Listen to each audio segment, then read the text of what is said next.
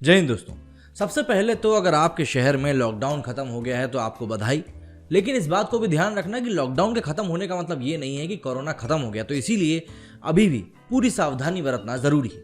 आज हम trailer review करने वाले हैं रे का। रे एक एंथोलॉजी सीरीज है नेटफ्लिक्स की। अब जैसा कि आपके भी मन में यही सवाल आया होगा, सीरीज तो ठीक है, ये एंथोलॉजी क्या होता है? तो जाहिर सी बात है मेरे मन में भी वही सवाल आया। इंग्लिश पक्की जरूर है पर इतनी भी पक्की नहीं है कि इतने पक्के शब्दों का मतलब समझ में आ सके। तो एंथोलॉजी का मतलब जब मैंने विकिपीडिया पे ढूंढा तो मुझे सार निकल कर ये समझ में आया कि एंथोलॉजी का मतलब होता है कि हर एपिसोड में अलग अलग कहानी।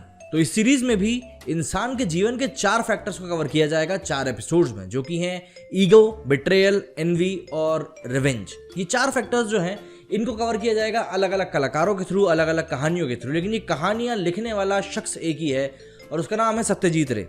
अपने एरिया के फिल्मी जगत के जाने माने नाम है ये, और इनकी कहानियां बहुत ज़्यादा पसंद की जाती हैं। अब इन कहानियों को अगर किसी को जस्टिफाई करना था तो ऑब्वियस सी बात है, उन कहानियों को जस्टिफाई करने के लिए आपको ऐसे एक्टर्स की ज़रूरत पड़ेगी जिनकी की एक्टिंग का लोहा सभी लोग मानते हो।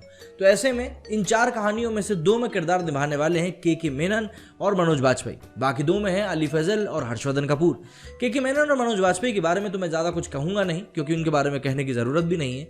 अली फजल की एक्टिंग भी बढ़िया है। हर्षवर्धन ज़रूर अभी अपने आप को प्रूव करने में लगे हुए हैं, पर ठीक है, अगर किसी सीरीज में मनोज वाजपेयी और के मेनन जैसे के एक्टर्स हैं तो उसको देखेंगे तो लोग जरूर, और ऐसे में हर्षवर्धन कपूर भी लपेटे में आ जाएंगे। तो यहाँ पर हर्षवर्धन कपूर के पास मुझे ऐसा लगता है कि अब तक का सबसे बेहतरीन मौका है अपनी इमेज को क्रिएट करने का, क्योंकि मनोज वाजपेयी और के मेनन के कंधों पर चलकर ये सीरीज आगे बढ़ेगी और ऐसे में हर्षवर्धन कपूर भी खिंचे चले जाएंगे। भाई सबसे पहले जब मैंने रे का ट्रेलर देखा तो मेरा रिएक्शन था मजा आया।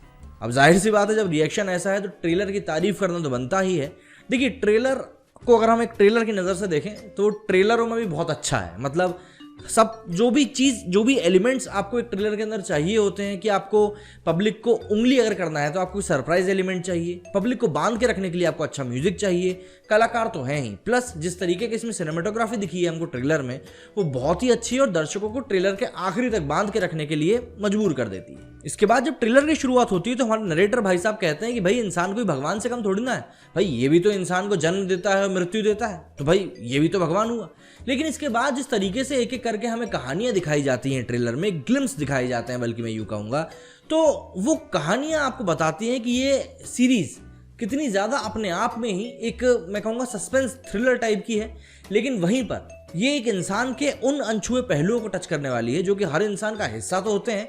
मतलब यही जलन भावना, रिवेंज की भावना, बिट्रेयल की भावना, ये सभी एक इंसान का हिस्सा तो होते हैं, लेकिन कोई भी इंसान इन सभी फीलिंग्स को एक्सेप्ट नहीं करता। और जब ये सारी फीलिंग्स आपके सामने आईने की तरह आके खड़ी हो जाती हैं तो आप मजबूर हो जाते हैं सोचने पर। तो ये सीरीज भी ज़रूर हमें सोचने में मजबूर करेगी कि आखिर क्या ये फैक्टर्स हमारे जीवन को सपोर्ट कर रहे हैं या हमको नीचे लेकर जा रहे हैं। जैसा कि मैंने आपको बताया कि इस सीरीज में 4 अलग अलग कहानियां हैं और 4 अलग अलग कहानियों के सबके अलग अलग नाम हैं। सबसे पहली कहानी है फॉरगेट मी नॉट, जिसमें कि अली फजल हैं स्मिथ नायर के किरदार में, और इनकी ताकत है फॉरगेट मी नॉट। मतलब ये किसी भी चीज को भूलते नहीं है, इनका दिमाग जो है कंप्यूटर से भी तेज है, और ये इस कहानी में अपने ईगो से लड़ते हुए नजर आएंगे और इसको डायरेक्ट किया है सृजित मुखर्जी ने। दूसरी कहानी है स्पॉटलाइट। जैसा कि नाम से समझ में आता है, इसमें स्पॉटलाइट पड़ी हुई है हर्षवर्धन के ऊपर। हर्षवर्धन इसमें एक बॉलीवुड सुपरस्टार बने हैं जिनको की एक गॉड वुमेन अचंभित कर देती है कि यार ये गॉड वुमेन है जिसके बारे में मतलब अंधविश्वासी लोग इनका इतना फॉलो करते हैं। मतलब बॉलीवुड स्टार से ही बड़ी इनकी पर्सनालिटी है, और बस इसी पर्सनालिटी के चक्कर में हर्षवर्धन रिवेंज की लड़ाई लड़ते हुए नजर आएंगे, और इस कहानी को डायरेक्ट किया है वसन बाला ने। तीसरी कहानी है और जो कि मुझे बहुत पसंद भी आने वाली है, वो है हंगामा क्यों है बरपा। जी हाँ, एक गजल के बोल हैं और इसमें मनोज वाजपेयी नजर आएंगे मुसाफिर अली के किरदार में। इसका साथ इसमें देंगे गजराज राव। धोखे की ये कहानी है, मतलब बिट्रेयल की ये कहानी है। ये इसमें अपने गुम चुके फेम को ढूंढते हुए नजर आएंगे, और इस कहानी को डायरेक्ट किया है अभिषेक चौबे ने। मनोज वाजपेयी के काम के हम सभी कायल हैं। फैमिली मैन 2 में हम ऑलरेडी देख चुके हैं कि उन्होंने अपने काम का एक बार फिर से लोहा मनवाया है। ऐसे में मनोज वाजपेयी एक नए किरदार के साथ हमारे सामने आएंगे तो ऑब्वियस सी बात है, मजा तो आएगा ही। लेकिन यहाँ पे सबसे अच्छी बात जो मुझे लग रही है कि देखिए, इन सभी चीज़ों के इतर OTT प्लेटफॉर्म्स के आने के बाद से टीवी सीरीज के प्रचलन बढ़ने के साथ ही जो मनोज वाजपेयी जैसे कलाकार थे जिनको कि मेन स्ट्रीम सिनेमा में इतने ज़्यादा मौके नहीं मिलते थे, ये सभी ऑनलाइन कंटेंट की तरफ आए, और अब आप देख सकते हैं किस तरीके से इनका जो टैलेंट है वो भर के बाहर निकल के आ रहा है। आखिरी कहानी है बहरूपिया। इसमें के मेनन एक ऐसे किरदार में नजर आएंगे जिसके पास एक स्टेबल जॉब है, लेकिन फिर भी वो एक मेकअप आर्टिस्ट बनना चाहता है, मतलब अपनी संभावनाओं को वो एक्सपैंड करना चाहता है। ये कहानी है एनवी की और इसको डायरेक्ट किया है सृजीत मुखर्जी ने। सृजीत मुखर्जी ने इस सीरीज में 2 कहानियों को डायरेक्ट किया है। के मेनन की अदाकारी का मैं कायल हूँ, ये कह सकते हैं। शौर्य मूवी देखने के बाद से उनकी एक्टिंग का मैं मतलब दीवाना सा हो गया था।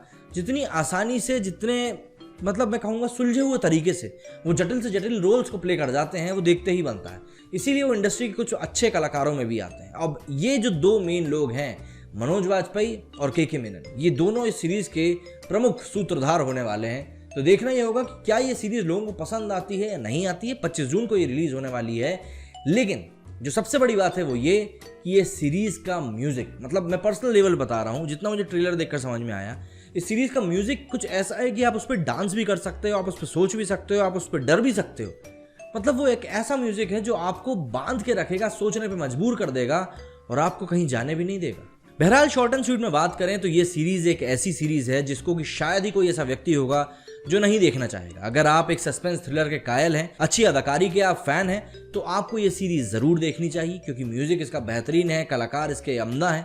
तो ये सीरीज किसी को भी मुझे नहीं लगता निराश करेगी। और नेटफ्लिक्स ने प्रोड्यूस किया है तो नेटफ्लिक्स के साथ तो वैसे भी काफ़ी ज़्यादा उम्मीदें बंधी हुई है। हाँ, वो बात एक अलग है, वो एक कौन से मिस्ट्री किलर वाली एक कहानी आई थी जैकलीन और मनोज वाजपेयी की, वो बेचारी मतलब बहुत ही औंधे मुगिरी थी। बहरहाल इन सब बातों का अगर हम इतर छोड़ दें तो ये सीरीज़ एक बहुत अच्छी सीरीज़ निकल कर सामने आने वाली है। और जहाँ तक मैं रिकमेंड करूंगा कि आपको ये सीरीज जरूर देखनी चाहिए। 4 ही एपिसोड हैं, देखने में मजा आएगा। और आखिरी में जाते जाते जिस तरीके का सपोर्ट आप लोग मेरे इस चैनल को दे रहे हैं, रिव्यू वाले को, वो सपोर्ट के लिए मैं तहे दिल से शुक्रगुजार हूँ। मैं बस यही उम्मीद करूंगा कि इस वीडियो को आप लोग अपने दोस्तों के साथ भी शेयर करें अगर आपको मेरा ये वीडियो अच्छा लग रहा है तो। और अगर आप कोई सजेशन देना चाहते हैं कि भाई ये चीज़ इंप्रूव कर सकते हैं, तो प्लीज़ आप सजेशन भी मुझको दें, मैं बिल्कुल उसके ऊपर काम करूंगा। क्योंकि आखिरी में ये वीडियोज़ मैं आपके लिए बना रहा हूँ और आपके सजेशन नहीं मानेंगे तो फिर बात ही कैसी। तो अगर आपको मेरा ये वीडियो पसंद आया तो अपने दोस्तों के साथ शेयर ज़रूर करें। कोई सजेशन हो तो बिल्कुल कमेंट करें। मेरे इस वीडियो में फिलहाल इतना ही। जय हिंद। और हाँ, सब्सक्राइब करने के लिए धन्यवाद। जय भारत।